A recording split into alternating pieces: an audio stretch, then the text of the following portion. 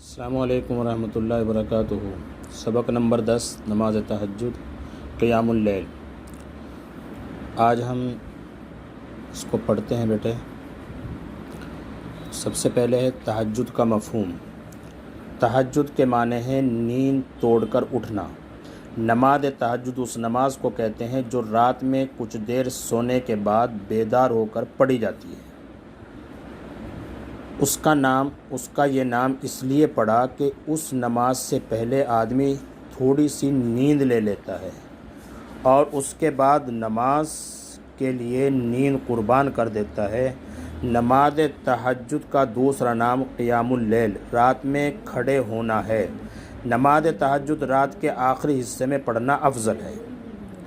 نماز تہجد کی رکعت۔ نماز تہجد کے رکعت کی تعداد متعین نہیں۔ رسول اللہ صلی اللہ علیہ وسلم کبھی 4، کبھی 6، کبھی 8، کبھی 10 اور کبھی 12 رکعت پڑھا کرتے تھے۔ عموماً 2 رکعت کر کے پڑھتے تھے اور پہلی 2 رکعت ہلکی ہوتی تھی۔ سہولت و ہمت کے مطابق رکعت کی تعداد کم و بیش ہو سکتی ہے۔ نماز تہجد کی اہمیت۔ فرض نمازوں کے بعد سب سے افضل نماز تہجد ہے۔ مسلم احمد، یہ حدیث کی کتابوں کے نام ہیں۔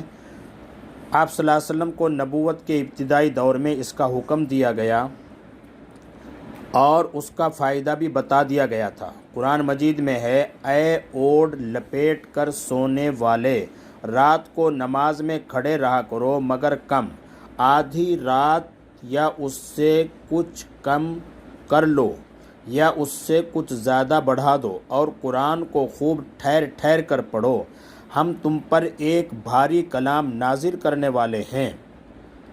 در حقیقت رات کا اٹھنا نفس پر قابو پانے کے لیے بہت گراں، بہت کارگر اور قرآن ٹھیک پڑھنے کے لیے زیادہ موزوں ہے۔ المزمل، یہ سورت کی نام کا نام۔ خود رسول اللہ صلی اللہ علیہ وسلم نے فرمایا، اپنے اوپر تہجد کی نماز لازم کر لو، اس لیے کہ تم سے پہلے یہ تمام نیکوکاروں کا طریقہ رہا ہے۔ نیکوکاروں، نیک لوگوں کا۔ یہ تمہارے لیے اللہ سے قرب کا ذریعہ ہے، یہ گناہوں کا کفارہ ہو جاتی ہے اور برائی سے روکتی ہے۔ ابو داؤد، نسائی، یہ حدیث کی کتابوں کے نام ہے، یعنی یہ بات وہاں پر موجود ہے۔ رسول اللہ صلی اللہ علیہ وسلم نے نماز تہجد کو اپنی زندگی کا معمول بنا لیا تھا، بلکہ انتہائی مشقت اٹھا کر بھی اہتمام فرماتے تھے۔ مغیرہ بن شعبہ رضی اللہ تعالیٰ عنہ سے روایت ہے کہ رسول اللہ صلی اللہ علیہ وسلم نے تہجد کی نماز میں اتنی دیر قیام فرمایا کہ آپ صلی اللہ علیہ وسلم کے دونوں پیر سوج گئے۔ آپ صلی اللہ علیہ وسلم سے عرض کیا گیا، اللہ تعالیٰ نے آپ صلی اللہ علیہ وسلم کے اگلے پچھلے گناہ معاف فرما دیے ہیں، پھر آپ صلی اللہ علیہ وسلم اتنی زحمت، اتنی تکلیف کیوں اٹھاتے ہیں؟ آپ صلی اللہ علیہ وسلم نے فرمایا، کیا میں اللہ کا شکر گزار بندہ نہ بنوں؟ بخاری حدیث کی سب سے بڑی اور سب سے اہم کتاب ہے۔ اعتدال ضروری ہے۔ ہر معاملے کی طرح نماز تہجد کے اہتمام میں بھی اعتدال ضروری ہے۔ حضرت عائشہ صدیقہ بیان کرتی ہیں کہ قبیلہ بنو اسد کی ایک عورت میرے پاس موجود تھی۔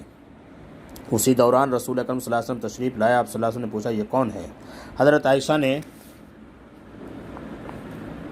ان کا تعارف کراتے ہوئے کہا، یہ فلاں ہیں جو رات کو نماز پڑھتی رہتی ہیں اور سوتی نہیں۔ یہ سن کر آپ صلی اللہ علیہ وسلم نے فرمایا، اتنا ہی عمل کرنا چاہیے جتنی طاقت ہو، کیونکہ اللہ نہیں اکتاتا مگر تم اکتا جاؤ گی۔ بخاری شریف۔ نماز تہجد کی ترغیب۔ نماز تہجد کا اہتمام جس طرح خود کریں اسی طرح دوسروں کو بھی ترغیب دینی چاہیے۔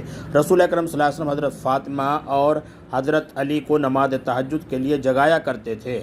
بخاری۔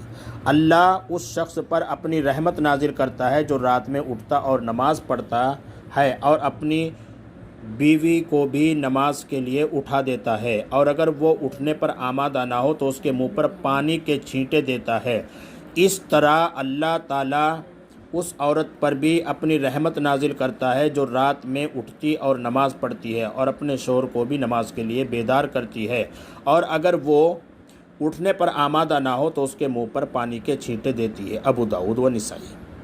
ہماری بدنصیبی، ہر رات جب تہائی رات باقی رہ جاتی ہے تو اللہ تبارک و تعالیٰ آسمان دنیا پر آتا ہے اور اعلان کرتا ہے، کون ہے جو مجھ سے دعا کرے اور میں اس کی دعا قبول کروں؟ کون ہے جو مجھ سے سوال کرے اور میں اس کو عطا کروں؟ کون ہے جو مجھ سے مغفرت طلب کرے اور میں اس کو بخش دوں؟ بخاری مسلم۔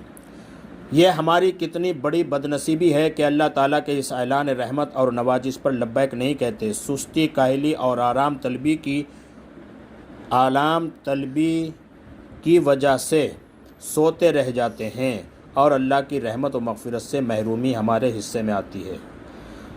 یہ تھا آج کا بیٹے چیپٹر، سبق نمبر 10 نماز تہجد۔ یہ ہم نے پڑھا ہے، اس کو ریویژن کرو اور خوب اچھی طرح پڑھو۔ کل اگلی ویڈیو میں انشاءاللہ ہم اس کے سوال جواب کریں گے۔